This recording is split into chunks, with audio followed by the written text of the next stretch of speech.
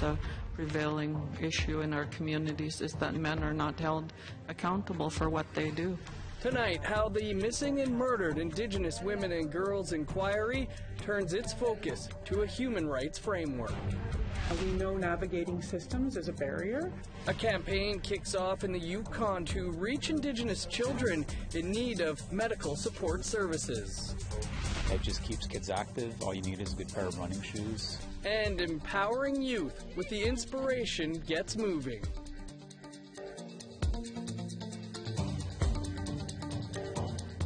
Good evening, I'm Dennis Ward. The man accused of killing a 23-year-old Indigenous woman in Winnipeg is on trial today. Simone Sanderson was found in the city's north end in 2012. Brittany Hobson was at the courthouse and brings us this, but a warning, some of the details are disturbing. The trial for the man accused of killing 23-year-old Simone Sanderson began on Monday. Kylan Ellis has pled not guilty to second-degree murder in connection to her death. Ellis was charged in April 2016 after a 4-year investigation. Sanderson's body was found in a vacant lot in Winnipeg's North End on September 2nd, 2012. She was last seen walking in the area on August 26th. In opening statements, the Crown said, after 2 years with no leads, police received some information that pointed to Ellis. Ellis was then investigated for 2 years and charged in 2016. One of the first people to testify was Christy Donald. She was the first person to find Sanderson's body. She said that she had found her covered in a flattened cardboard box, and then she immediately called police. One of the police officers on the scene testified that Sanderson's body was in the advanced stages of decomposition. She had cuts and bruises on various parts of her body, and a knife was found about 5 feet away. Many of Sanderson's family was in court on Monday. Outside, Sanderson's grandmother remembered her fondly. Simone was a fighter. I know that she fought for her life. The trial is expected to run until the beginning of June. Brittany Hobson, APTN National News, Winnipeg.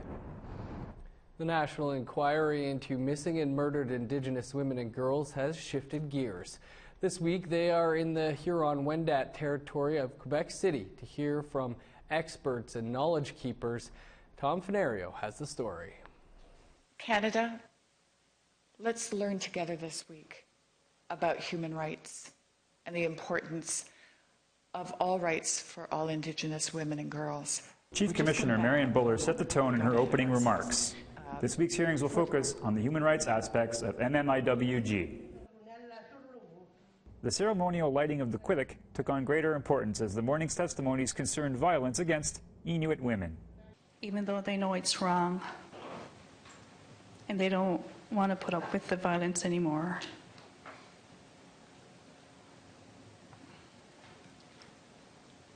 they go back because this is the realities in our community. It's easier for them to go back than it is for them to leave. Tracy Denniston has been working as a frontline worker for 15 years in Inuit communities. She spoke of housing and how a lack of it for single families often forces mothers to return back to violent spouses. But for the woman who is experiencing violence, safety is put on the backside. So to her, the most important thing would be to make sure she has a home to go to, and because she has children, she have to take care of her children in the family, even though there's violence going on. Timothy Argetsinger is a political advisor for ITK, the organization that represents Inuit in Canada. He says that overcrowding affects many facets of Inuit life, from health to education to finances. There is about a $70,000 gap in the median before tax income, individual median before tax income, between Inuit and non-Inuit living within Inuit Nunangat. Next up was Faye Blaney, a Coast Salish activist and feminist. Having watched her mother experience abuse growing up, she was able to speak as an expert in more ways than one. I think that's a prevailing issue in our communities, is that men are not held accountable for what they do. And so she fled. She fled from the violence in our community. And at the age of 13, I fled. Blaney blames the Indian Act for eroding matriarchal societies by giving more power to men. Indigenous women are not represented in the political sphere, and we often think it's, we blame ourselves for that. And we don't often look at the fact that the Indian Act denied us that right. We were not allowed to vote. We were not allowed to run in banned elections. Monday speakers will return Tuesday to be cross-examined. Meanwhile, the inquiry will hear from other experts later on in the week. Tom Fenario, APTN National News, Quebec City. Hundreds of protesters took to the streets in downtown Vancouver on Saturday to send a message to Kinder Morgan and the banks that fund the Trans Mountain Pipeline project that many people in BC don't want the pipeline built. The demonstration, named Kinder Morgan Don't Bank on It, started at TD Bank's headquarters, pipeline's primary funder. In total, protesters marched to 6 major Canadian banks who are investing in the pipeline, demanding the banks divest from the project. I think it's important that we stand up to all these investors who are trying to push through this pipeline that's carrying a toxic oil. And if we can make life difficult for them by shutting down our accounts, by protesting in front of them and saying, you know what, banks, you need to not invest in this. Now, a pipeline proposal that so far has the support of several British Columbia First Nations leaders. The project would bring liquefied natural gas to an export terminal to be built in Kitimat, BC. A group called the First Nations LNG Alliance has been presenting the risks and benefits of this project. The group's CEO is Karen Agan-Taves. We spoke to her earlier. Karen, thanks for joining us. How do you address the environmental issues being expressed by many people in the affected communities?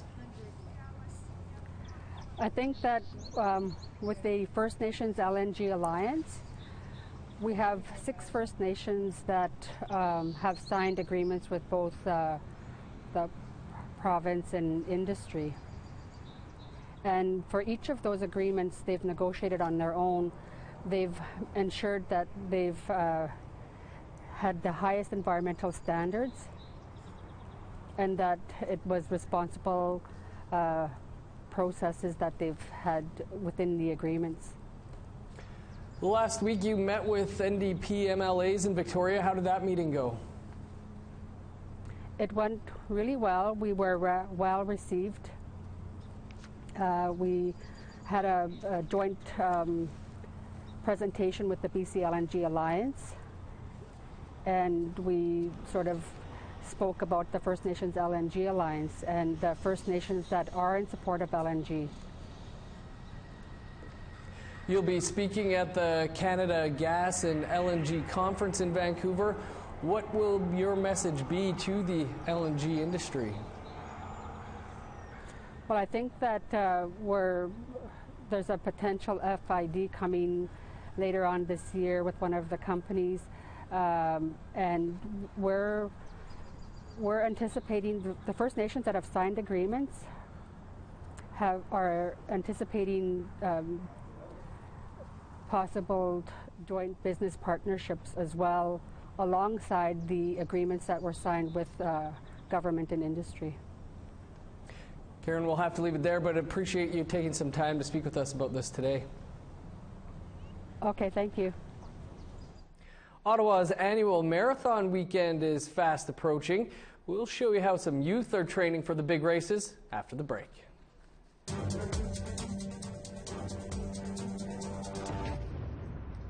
Here's a look at Tuesday's weather forecast, starting on a rather soggy east coast. Rain and 20 in Fredericton, rain and 19 in Charlottetown, +5 in rain for Happy Valley, Goose Bay and Cartwright, +1 under the sun in Chibougamau, 19 in Montreal. In southern Ontario, 20 in Windsor, London and in Peterborough, sunny and 13 in Wawa, 12 in T-Bay, 11 in Timmins. Sunny skies and -8 in Churchill, snow and +2 in Thompson. A scorcher in southern Manitoba, 30 in Dauphin, 29 in Brandon, 28 in Estevan, Regina, Swift Current, Yorkton, and Saskatoon, 20 on Tuesday in Buffalo Narrows and La Ronge.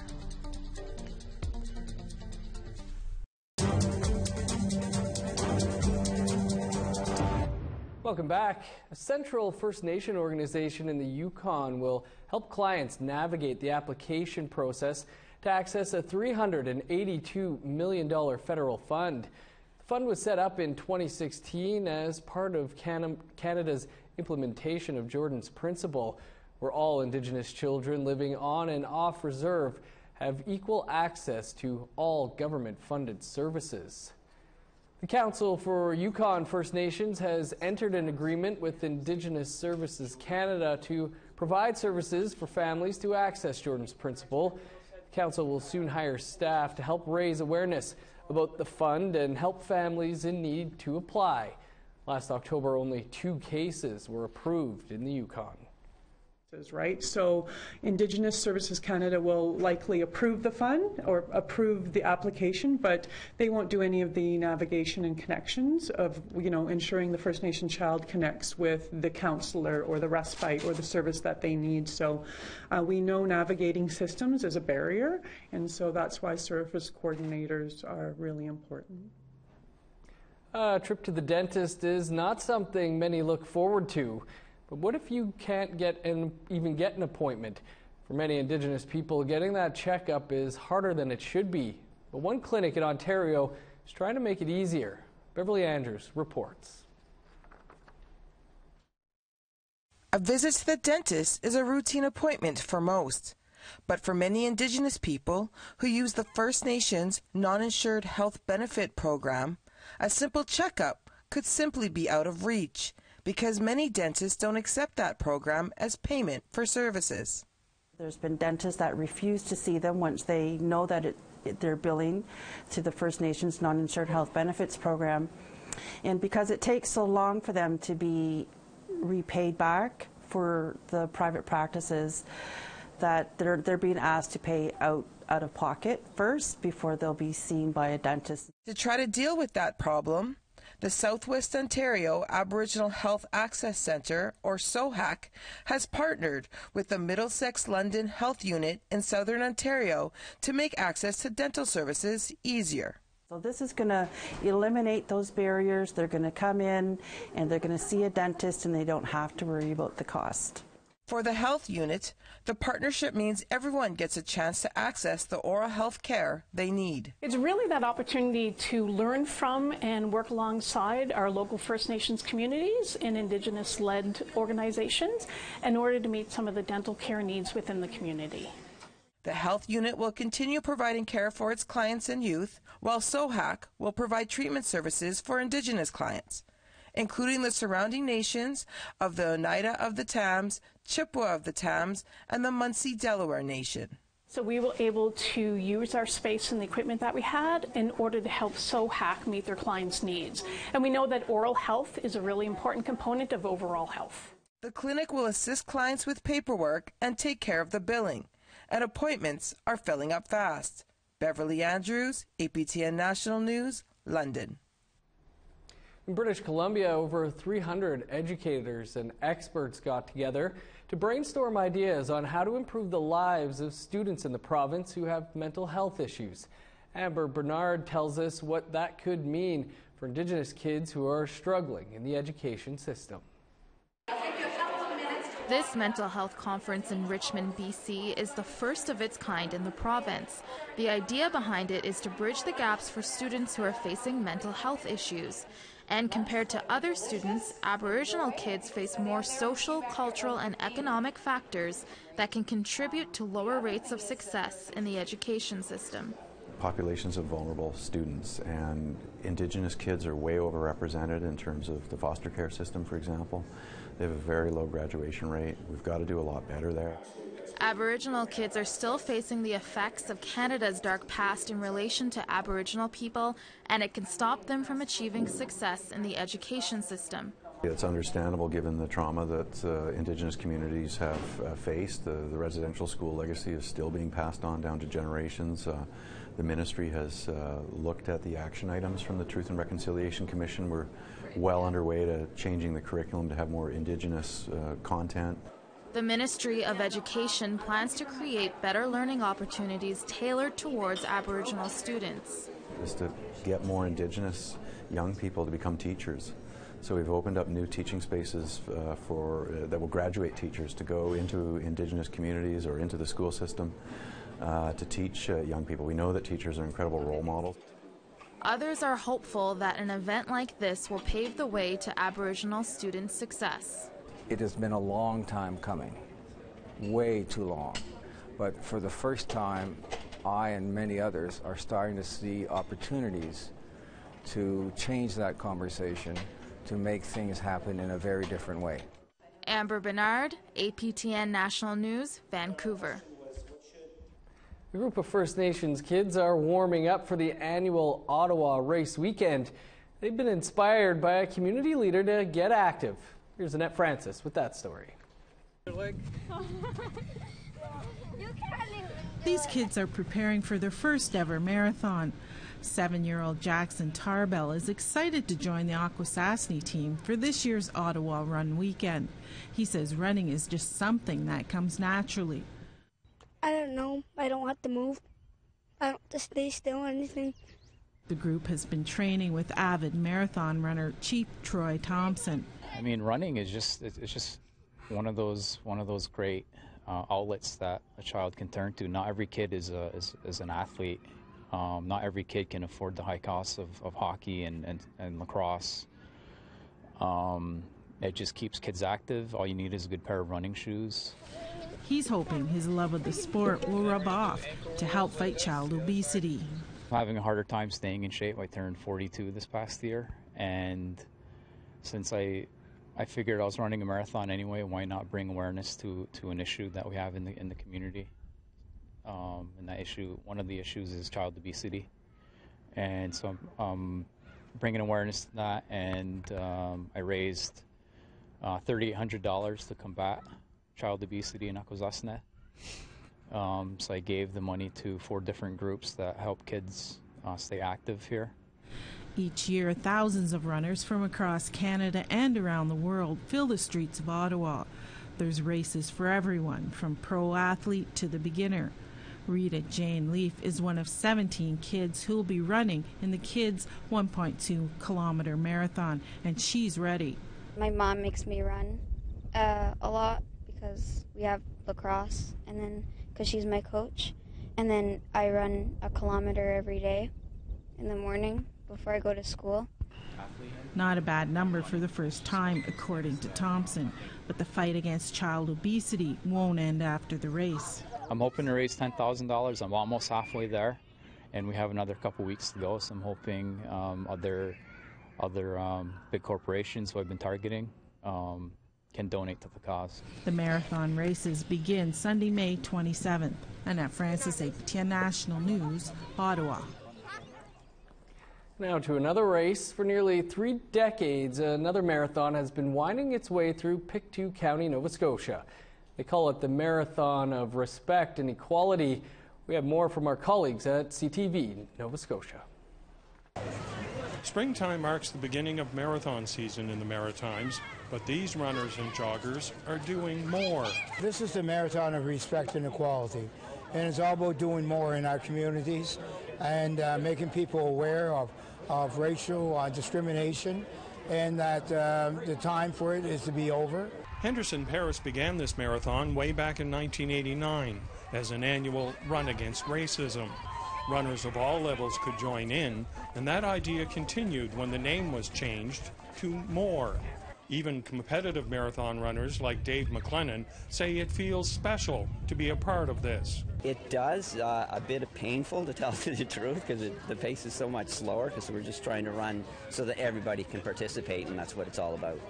The modified marathon includes stops at various schools, so students can see and hear the message against prejudice, bigotry, and discrimination. The school rallies are as much a highlight as the run itself. Well, in lots of ways they are, because they involve more people, and they give others who aren't runners an opportunity to participate. That describes Tracy Denny of the Pictou Landing First Nation. She remembers going to a marathon rally in her community when she was a child. It's important to have all the students come and to show how important it is to have just try to beat racism and have equality and just everyone have the same opportunity as other people. Next year will mark the 30th anniversary of this event, and when it comes to spreading a message of respect and equality, it shows no signs of slowing down. Dan McIntosh, CTV News, Trenton, Nova Scotia. A big loss for the Canadian acting scene over the weekend. More on that after the break.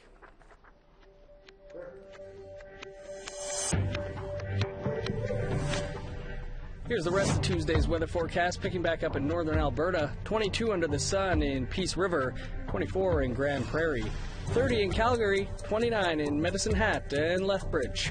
On the west coast, 23 in Victoria, 22 in Vancouver, 27 in Campbell River, 13 in Sands Pit and Prince Rupert, 10 in Dease Lake.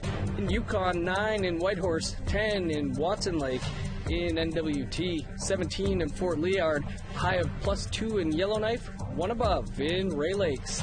-7 in Sax Harbor, -5 for Pawlatuck. Over to Nunavut, -6 in Arviette and Repulse Bay, -8 in Cambridge Bay, -3 on Tuesday in Cape Dorset, Aglulick and Clyde River.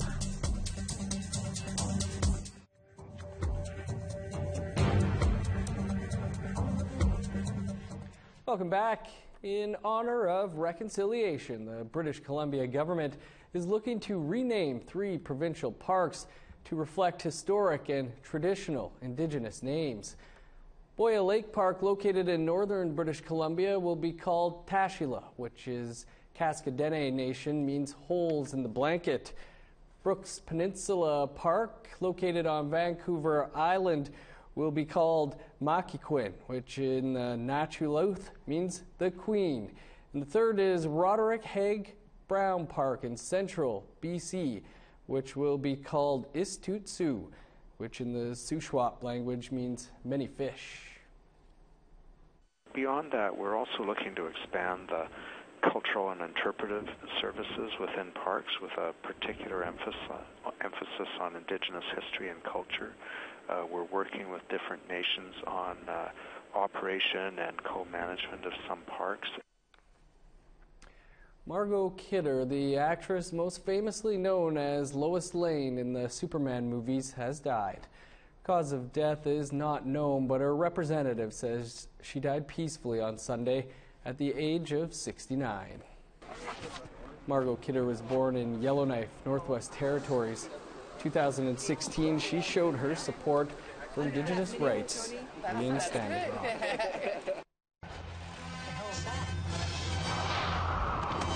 Easy, miss. I've got you. You've got me. Who's got you? Yeah. Oh, look at that bee. I'm going to eat it. Hey, this is, so you put this up? Yeah. It's brilliant. And that is your APTN National News for this Monday. For more, visit our website, aptnnews.ca. I'm Dennis Ward. Have a great night. Go Jets, go. We'll see you back here tomorrow.